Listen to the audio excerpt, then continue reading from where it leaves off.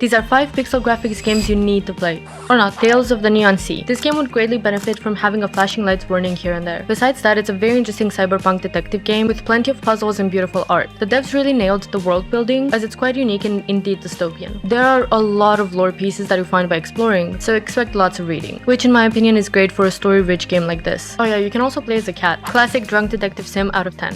Dandara Trials of Fear Edition is an outstanding Metroidvania platformer, and it's brutal in the most beautiful way possible. I don't play Metroidvanias often, but this one is quite unique, fun, and intriguing. The movement is very original. Basically, the only way to control the character is through wall jumps. You kinda have to snap onto surfaces, which can be quite difficult at times, especially when you encounter enemies or moving platforms that can hurt you. It's recommended to play with controller, which I did, and since I really don't have a lot of practice with controller, the first 15 minutes were a little frustrating. But once you get the hang of it, you can pretty much speedrun every room. Not me, but you probably can. Severely underrated out of 10. Sheepy A Short Adventure is an extremely well-made platformer that I can't believe is free to play. You play as a little sheep plushie that was brought to life, and you get to explore an abandoned facility. On your journey, you find voice recordings and documents that were left by the workers that once populated the area, and that will give you some background as to what happened there. The sound design is beyond impressive, the animations are simply perfect, and the platforming is easy to medium. It's only 2 to 3 hours long, but achievement hunting would add a lot more playtime because some secrets are very well hidden. Also, there's no map, so it's kinda hard to track where you've been and where to go. Sheepy, a long adventure is needed. Out of 10.